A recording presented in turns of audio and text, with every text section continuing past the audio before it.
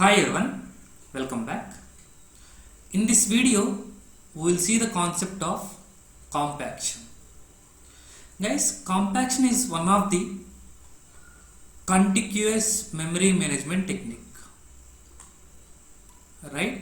So, what will be the reason why we are moving for the compaction? Do you have any idea?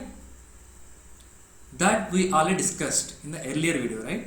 So let me quickly revise it. Basically, if you go with the dynamic partitioning, one of the problem you are going to face in dynamic partitioning is external fragmentation.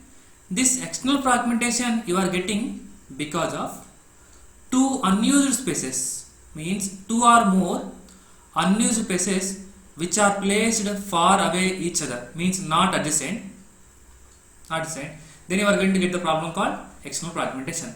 Now, in order to remove this one, what you can do now, you will try to move these spaces, this space towards down or this place towards up, so that you can get the empty space E1 and E1, E2 make up each other at the adjacent. That is what we call it as compaction.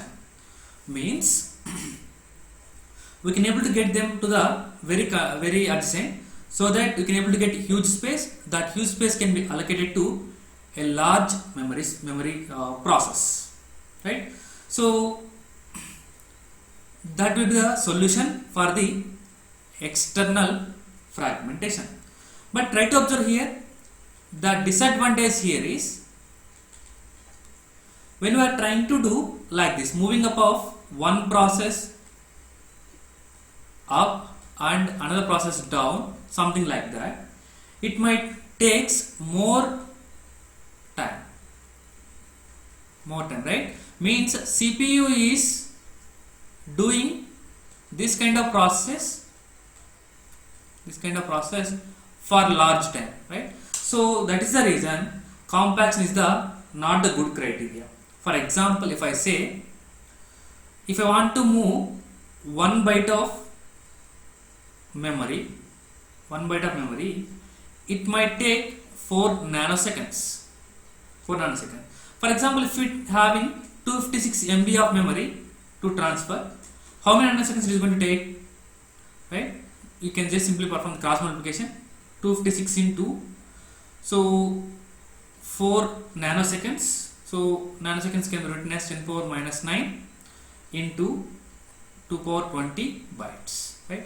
This is the time that is going to take in to move the process which are having the 256 MB of memory, if it is going to take 4 nanoseconds of time for 1 byte memory, right? Which I can say it as it is taking more time to perform the compaction. So which I can say that efficiency is going to be decreased. Am I right? This is the problem with the compaction, right? So if you look into the advantage of dynamic partitioning, there is no problem with the internal fragmentation that we have seen already, and there is no problem with the degree of multiprogramming, means number of process that can fit in the process can be depend upon as per our requirement. So there is no problem with the degree of multiprogramming, and size of the process is also flexible. Am I right? Process size is also flexible. These are the advantages. The only drawback is we are having external fragmentation. For that, one solution will be the compaction, another solution will be the non-contiguous memory allocation. That we'll see in the further classes, guys. But if you look into one more important point here, as dynamic partitioning contains the processes which are frequently free up the memory spaces and frequently fill up the memory spaces. Am I right? Means if I am going to have a memory space like that, like this, you are going to place some process here P1 and process P2 and some situations you might have to free this one.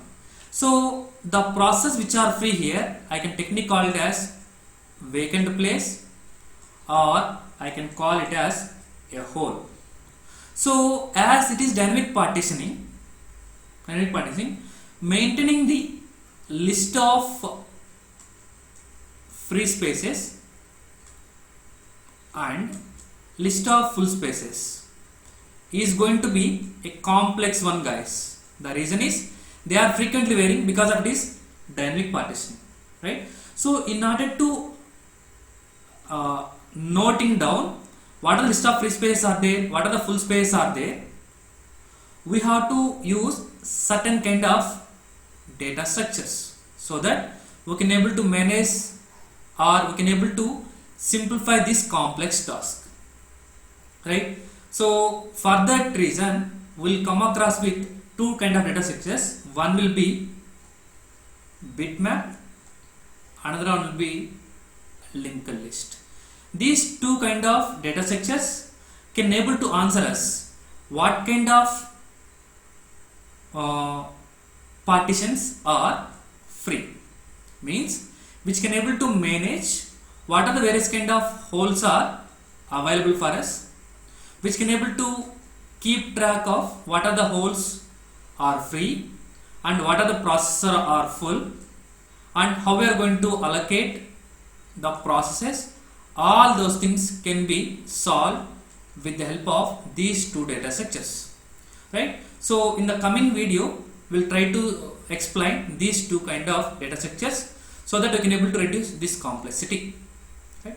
Hope you understood this video clearly. Thank you.